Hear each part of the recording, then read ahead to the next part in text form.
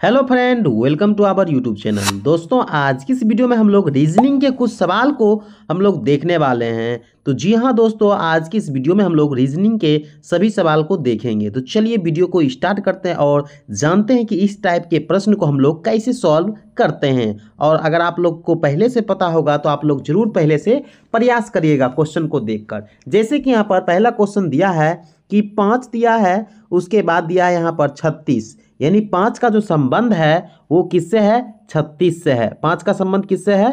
36 से है। तो अगर हम लोग बोला जाएगा कि 6 का संबंध किससे होगा, 6 का संबंध किससे होगा, तो इस टाइप के प्रश्न को हम लोग कैसे सॉल्व करते हैं वो समझ लेते हैं। यानी 5 का जो संबंध है वो 36 से है, तो 6 का संबंध किससे होगा। आप लोग जानते होंगे कि अगर हम लोग 5 को 36 के बराबर करना होगा तो कैसे कर पाएंगे। यानी 5 है, इसको 36 पुराने के लिए 5 का अगर स्क्वायर भी करते हैं तो 25 होता है। यानी हम लोग 5 को एक जोड़ देंगे यानी 6 हो जाएगा। यानी 5 की अगली संख्या जो होगा उसका अगर हम लोग स्क्वायर करते हैं तब जाके हमें 36 आता है।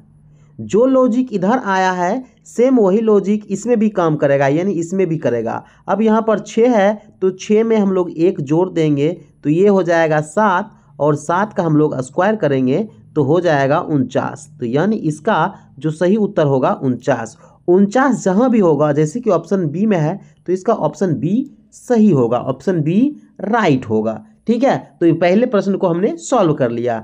आइए अब हम लोग दूसरे प्रश्न को सॉल्व करते हैं। दूसरा प्रश्न जो लिखा है कि 19 का संबंध जो है वो 37 से है, तो 26 का संबंध किससे होगा। 19 का संबंध किससे है? तो 37 से है, तो 26 का संबंध किससे होगा। अगर हमको 19 को 37 पुराना है, या 19 क्या करेंगे कि 37 पुर जाए, तो आपको मन में आया होगा कि 19 को अगर हम लोग 2 से मल्टीप्लाई कर दें तो 19 को 2 से मल्टीप्लाई करने पर हो जाता है 38, और 38 के करीब ही 37 है। मतलब कि एक घटाने के बाद हमें क्या आ जाता है? 37। उसी तरीक़ा से अगर हम लोग 26 को क्या करेंगे? 2 से मल्टीप्लाई कर देंगे तो हमें आ जाएगा 52, और 52 में अगर हम लोग एक घटा देंगे तो हमें आ जाएगा 51। तो ऑप्शन में ढूंढना है 51 कहाँ है, तो ऑप्शन नंबर बी है 51। तो यही राइट हमारा उत्तर हो जाएगा। इस टाइप के प्रश्न को बनाने के लिए पहले से आपको थोड़ा सा दिमाग लगाना होगा। बहुत लोग क्या कर रहे होंगे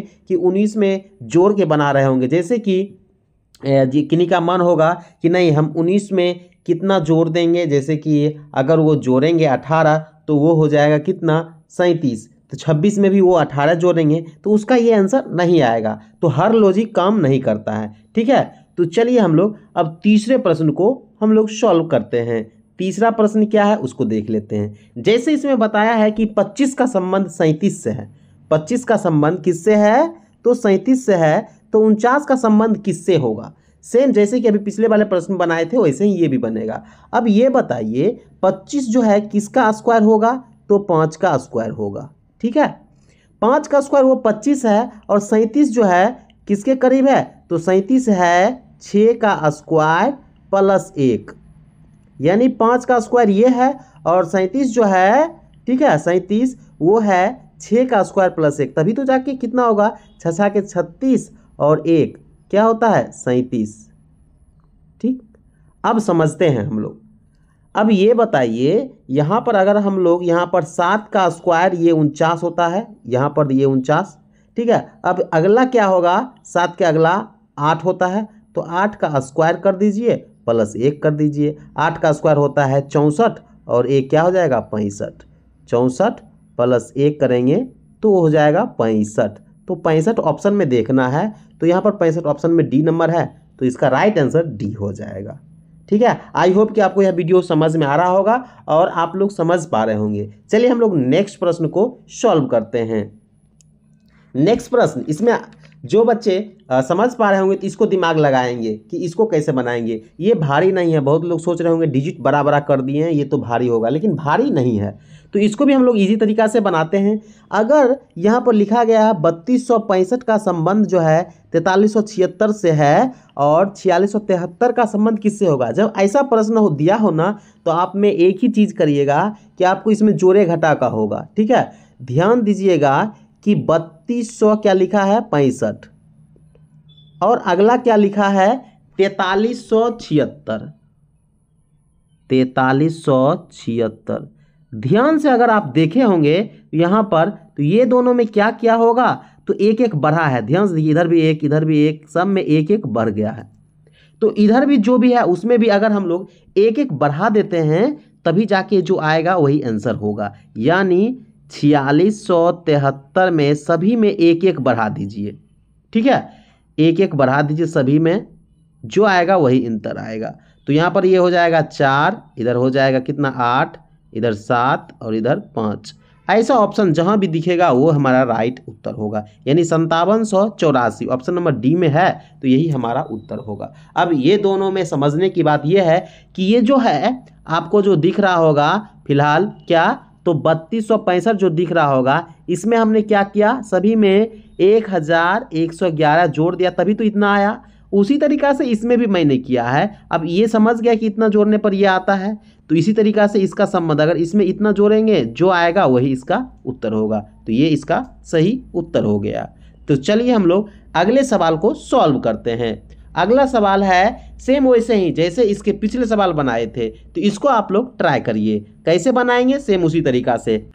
देखिए इस टाइप के प्रश्न को हम लोग कैसे बनाते हैं, यहाँ पर लिखा गया है 7584 और इसको ये पुराया है क्या, 5362। कैसे पुरा दिया है अब समझते हैं।